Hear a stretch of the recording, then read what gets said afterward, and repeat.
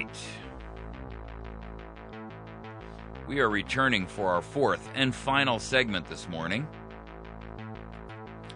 We're going to talk about, as promised, the Pentagon report that it took the Daily Mail in the UK to release. Why is that? Well, I'm going to tell you why it is. It's because our own press refuses to do what's right. Our own press refuses to tell us the truth. That's why we call them the Ministry of Propaganda. The Pentagon knew in 2012 that it would take 75,000 ground troops to secure Syria's chemical weapons facilities.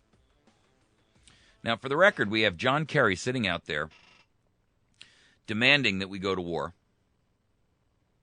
An unethical, illegal, immoral, mercenary action on the part of Israel, the Arabs, OPEC.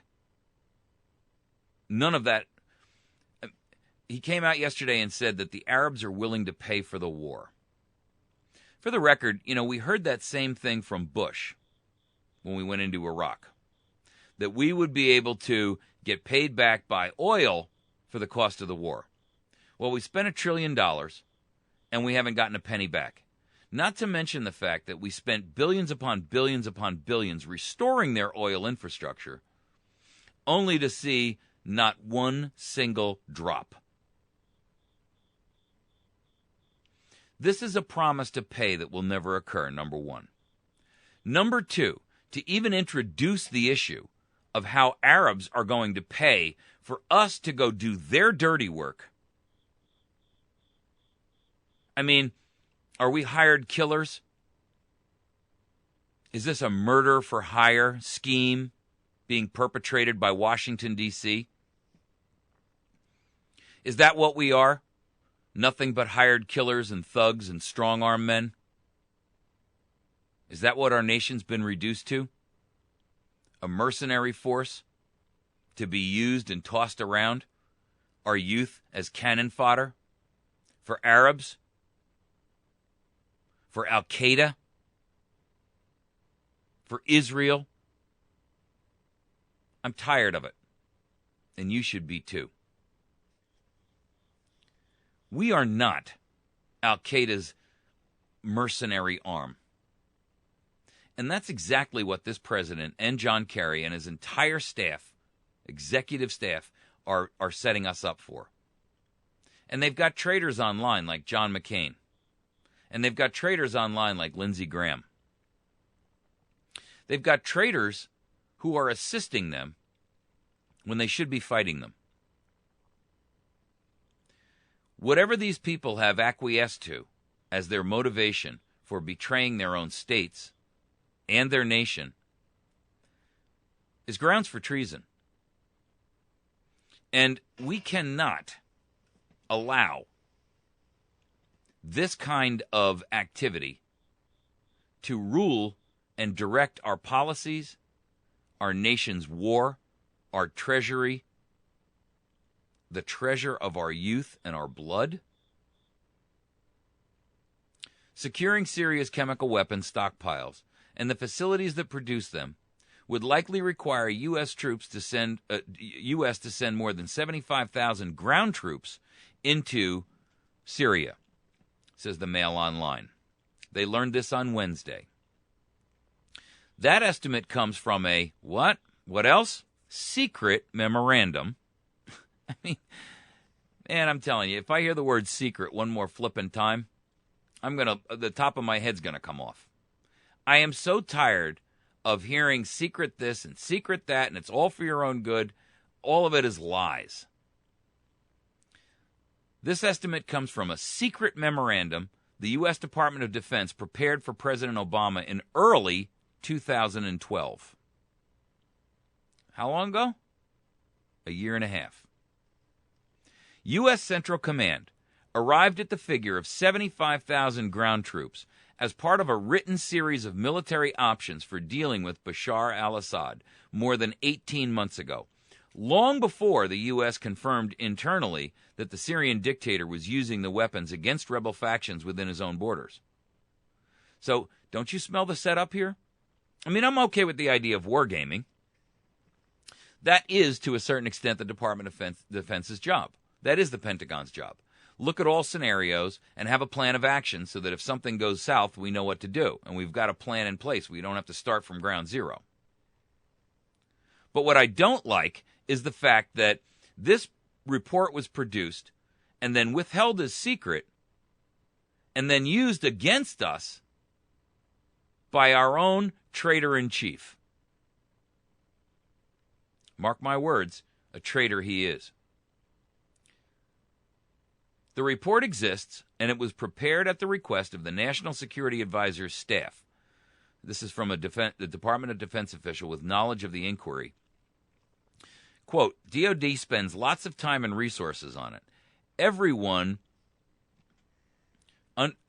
understood that this wasn't a pointless exercise, and that eventually we would be tasked with going and getting the VX and sarin gas. So there was a lot of due diligence. The logistical difficulties of bringing Syria's chemical warfare infrastructure under control stands in stark contrast to the text of a resolution passed Wednesday by the powerful House Senate committee. And with assurances Secretary of State John Kerry has given committees in both houses of Congress. Here's the rub, guys. They know that there is just no way that we're going to be able to do this without boots on the ground. Now, because it's 500 to 1 against, and that's the phone calls I hit on our first segment. I read you a dozen different reps who told us that it's on average 500 to 1 against going to Syria. 500 to 1. Since they knew that, they are trying to water this thing down to a 90-day limited window with no boots on the ground, blah, blah, blah, blah. Don't be fooled. Here's what's going to happen. They're going to go in there. They're going to, first of all, they're going to set off a couple of cruise missiles. And then they're going to say, okay, now we have to go in and find the sarin and VX gas. Who do you think's going to do that? I also got to point out a failing in their thinking. Because if you send in a bunch of cruise missiles and you accidentally hit one of these caches, now what you've got is sarin and VX gas that's going to be traveling around the countryside, killing tens of thousands.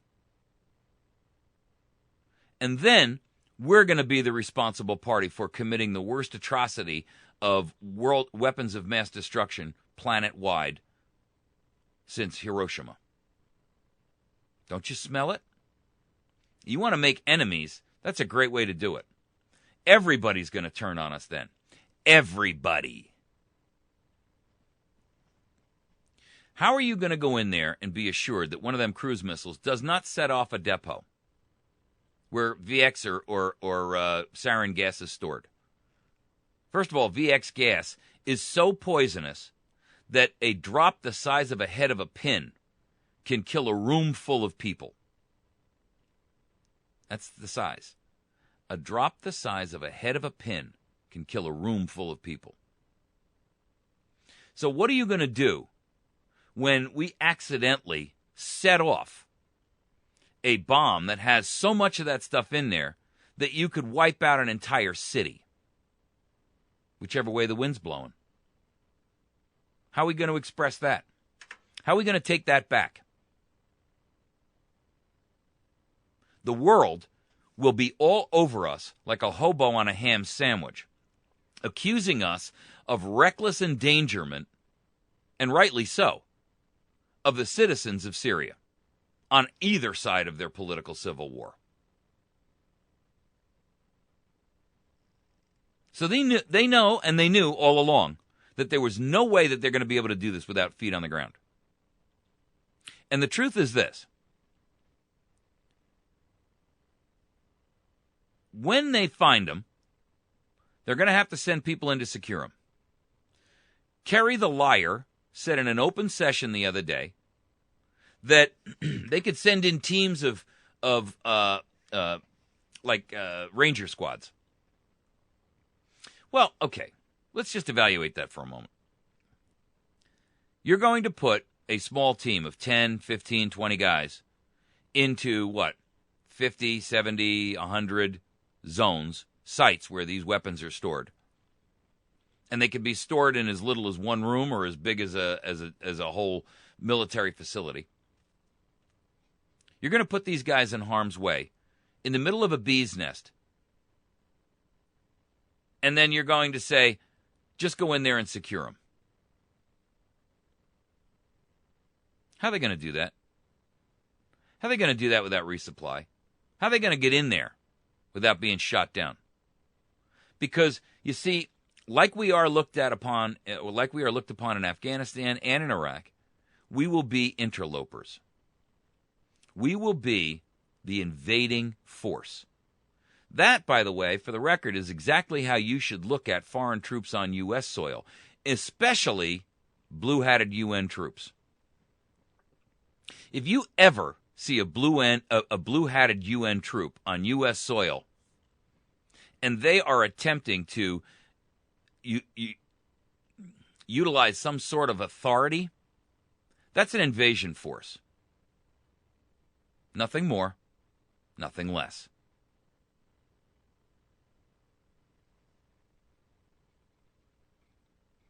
The simple truth is, Kerry promised on yesterday, there would be no boots on the ground.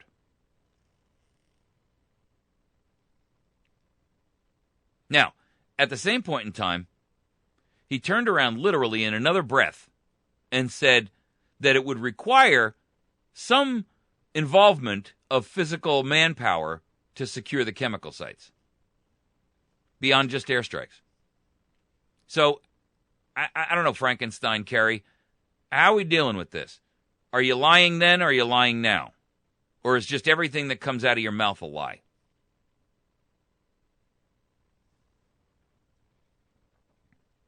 You're not putting a single one of our special forces in harm's way. You're not putting a single grunt in harm's way. The Senate Foreign Relations Committee passed a war power resolution yesterday. That means it's going to go to the full Senate for a vote. I think the Senate will probably capitulate and acquiesce.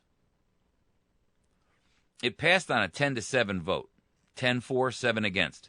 And one chicken liver actually voted present. I mean, talk about spines made out of spaghetti.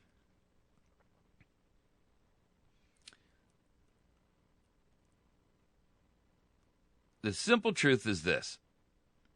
They're going to get in there,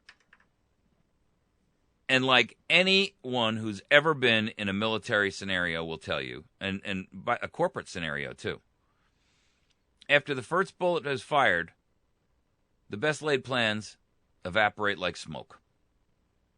And I guarantee you that if they do put a cap of a 90-day window on this, that before 90 days is up, they'll be coming back for an extension. And then the next extension will require limited intervention. Boots on the ground. And over and over and over and over and over until we find ourselves chin deep in another international quagmire, surrounded by alligators, piranha, and sharks.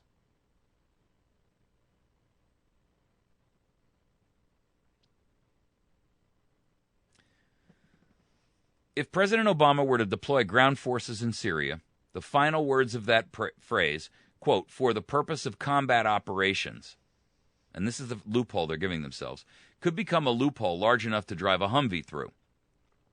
Speaking to the committee on Tuesday, as he made the case for a congressional authorization to bomb critical Syrian military sites, John Kerry seemed to leave open the possibility that boots on the ground could be marshaled specifically to secure chemical weapon stockpiles in the event Syria imploded, for instance.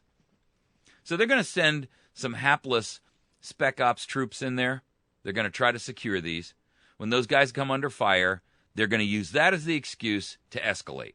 I'm telling you right now, if you don't see this, that's because you don't want to.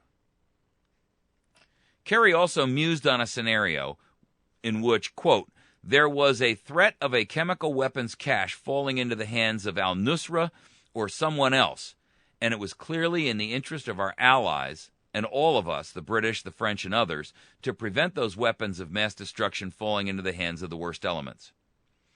I don't want to take off the table an option that might or might not be available to a president of the United States to secure our country. You know, this is more of this carefully handed, carefully worded, carefully vetted doublespeak legalese crap that we get out of these same sycophants every single issue, every single topic, every single day, on every single thing that's negative. I got to tell you, this thing, if this vote goes through, I promise you, I'm predicting that we are going to find ourselves within 12 months or less embroiled in a third Middle Eastern full-scale war. Moments after he made that last statement, Kerry comes out and says, the military plan that has been developed by the Joint Chiefs is limited. It does not involve boots on the ground. This is not Iraq and this is not Afghanistan. However, less than a day later, Kerry sang the same refrain from members of the House Foreign Affairs Committee. There will be no boots on the ground. The president has said again and again and again, and there is nothing in this authorization that should contemplate it, and we reiterate, no boots on the ground. However, he's lying and he's double-talking because he's also turning around, first of all, and he's relying on the fact that it might require some limited intervention by special ops troops to go in there and secure these sites. So you can't have it both ways. They're either boots on the ground or they're not.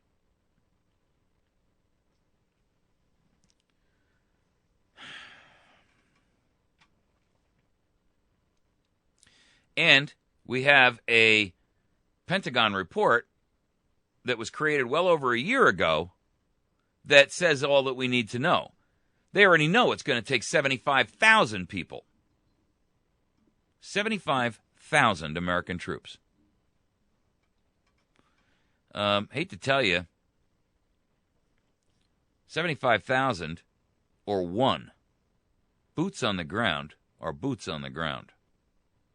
And we need to make it clear and apparent that under no circumstances will we allow this nation to go to war as mercenaries on behalf of Al-Qaeda, on behalf of OPEC, on behalf of Israel, on behalf of Saudi Arabia, the UAE, Qatar, Kuwait, or any other nation state.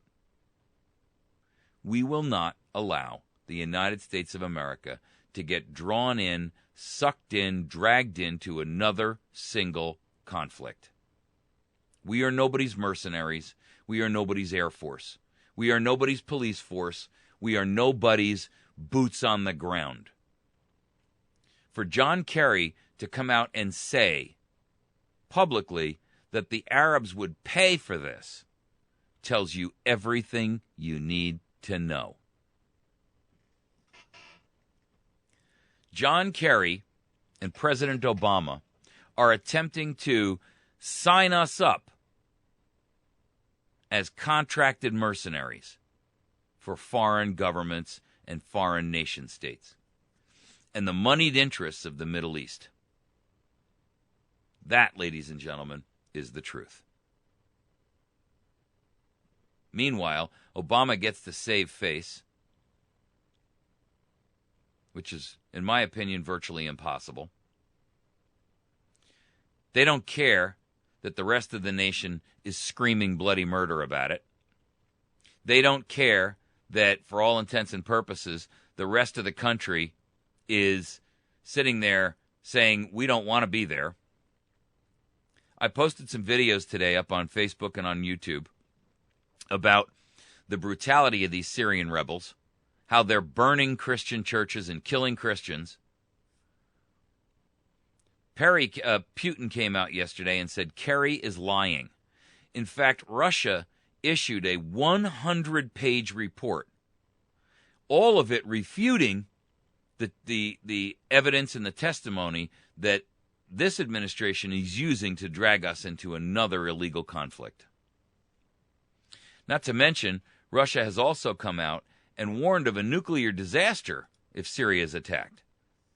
Now, they don't mean a nuclear hot war, but what they are saying is, if a warhead by design or by chance were to hit the, quote, miniature neutron source reactor, which is near Damascus, the consequences could be catastrophic. Now, the miniature neutron source reactor is already existing there. And what he's saying is, if we accidentally or on purpose hit it, it will create a nuclear consequence that will affect not only Syria, but all of its neighbors from fallout and everything else. Lukashevich said if a military strike were launched without seeking approval from the UN Security Council, that new suffering for other countries in the Middle East and North Africa would occur. He added that the region would be at risk of contamination by highly enriched uranium, and it would no longer be possible to account for nuclear material, its safety and or control.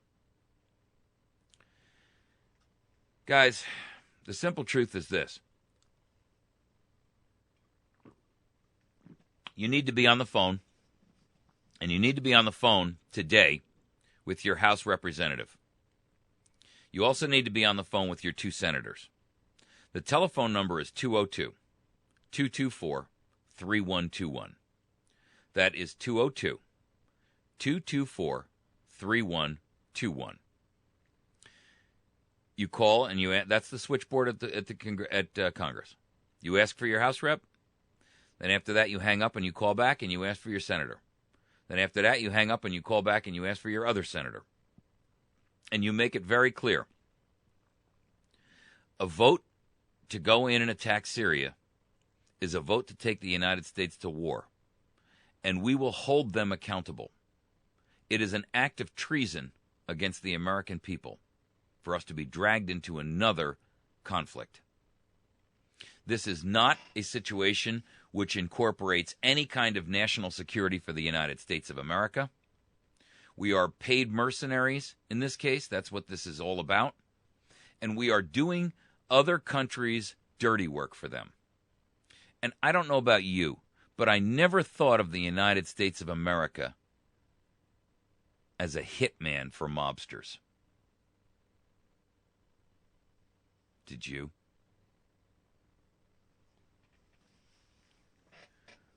We are not a nation that, one, sells our own soul, or our military, or our youth, or our blood, or our treasure for some political aim by some sycophantic dictator who is running this nation.